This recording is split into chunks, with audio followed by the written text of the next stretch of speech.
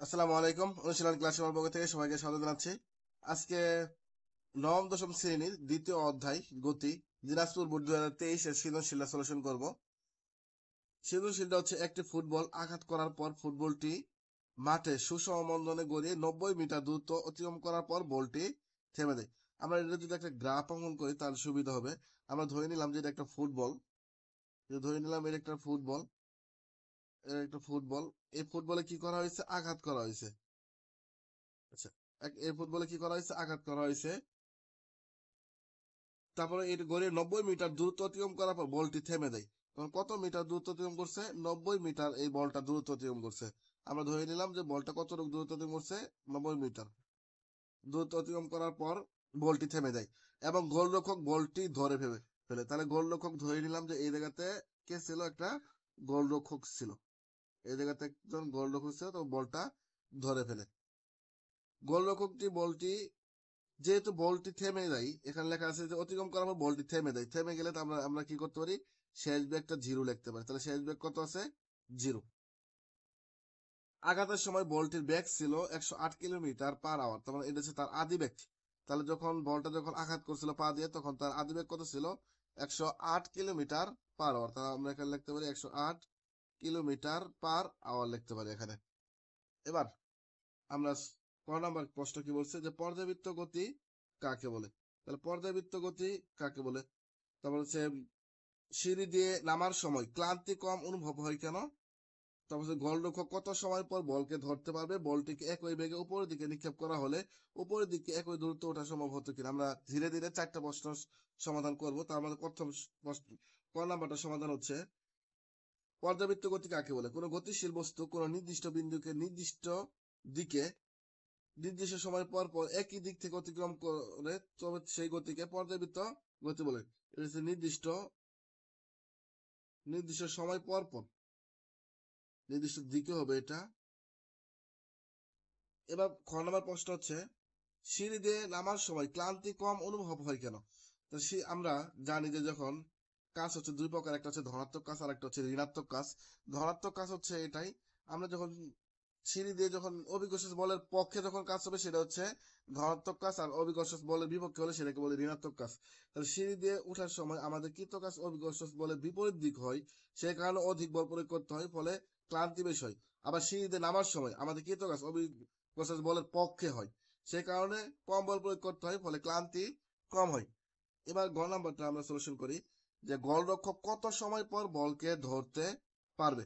তাহলে আমাদের ডাটা গুলা কি কি দেওয়া আছে? আমাদের সময় নির্ণয় করতে বলছে এখানে। তাহলে টি এর মান নির্ণয় করতে বলছে। তাহলে আমরা সর্বপ্রথম গ নাম্বার সলিউশন করব। তাহলে যেগুলো দেওয়া আছে সেগুলো একটু লিখি আমরা। দেওয়া আছে আদি বেগ। দেখেন আদি বেগ কত দেওয়া আছে প্রশ্নতে? আদি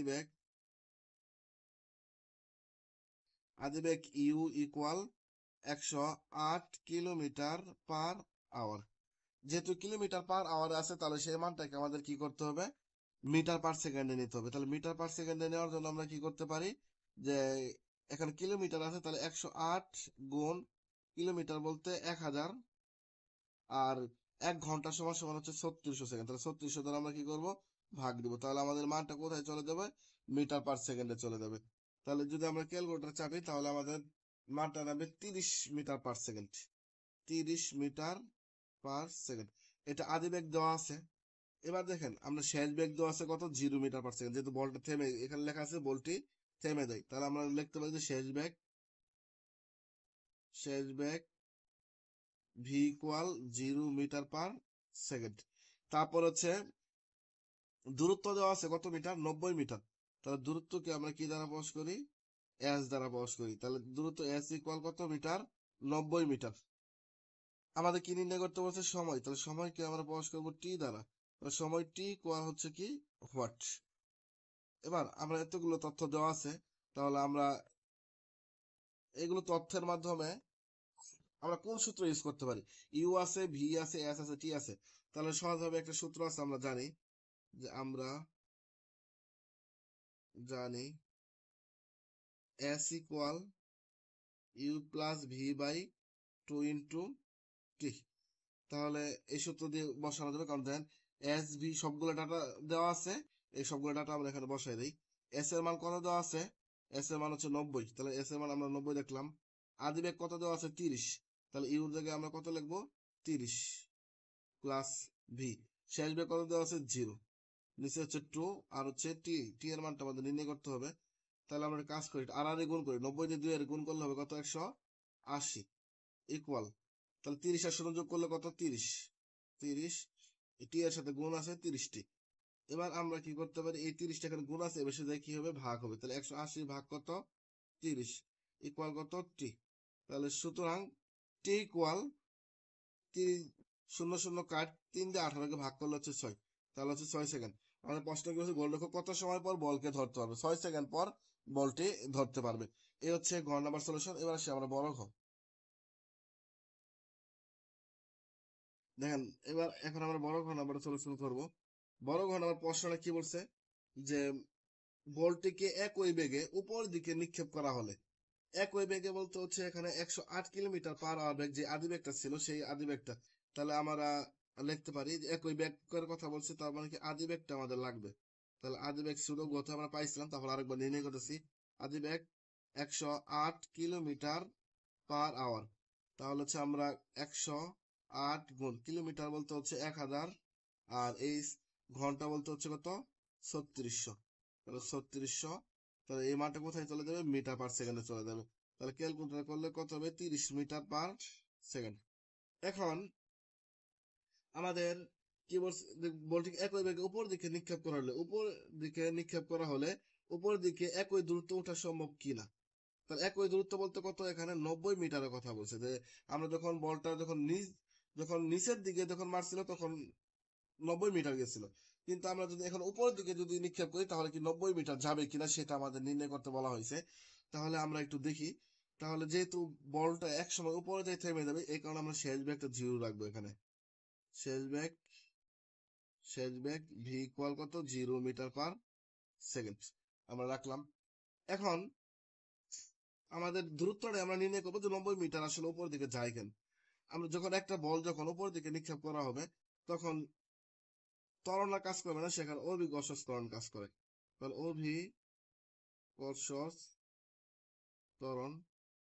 অভিকর্ষজ ত্বরণকে জি দ্বারা প্রকাশ করি, মানটা ফিক্স 9.8 ms ইনভার্স 2। এখন তাহলে আমাদের এই দূরত্বটা নির্ণয় করতে হবে। দূরত্ব আমরা এস দ্বারা প্রকাশ করতে পারি, আবার হচ্ছে এইচ দ্বারা প্রকাশ করতে পারি।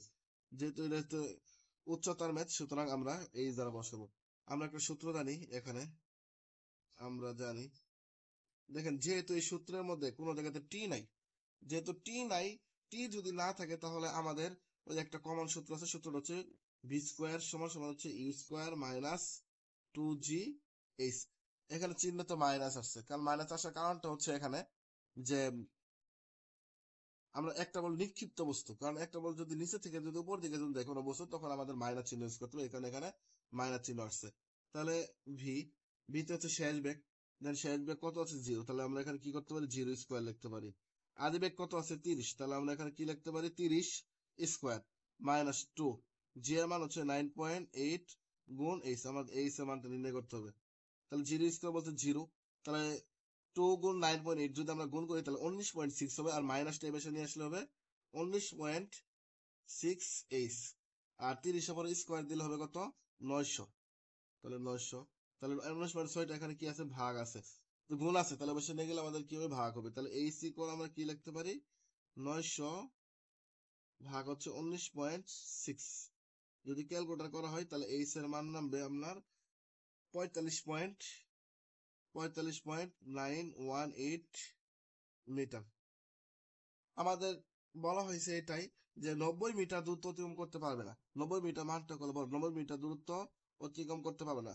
সুতরাং আমরা নিচে লিখে দেবো একই বেগে ফুটবল খাড়া উপর দিকে নিক্ষেপ করলে উদ্দীপকে উল্লেখিত দূরত্বের সমান দূরত্বের, তোমার হচ্ছে 90 মিটার দূরত্ব উল্লেখ, 90 মিটার দূর উপরে যেতে পারবে না, তোমার হচ্ছে 45 মিটার যাবে। এই আমরা লাস্টে এই কথা লিখে দেবো। এই হচ্ছে দিনাজপুর বোর্ড 2023। সবাইকে ধন্যবাদ, আসসালামু আলাইকুম।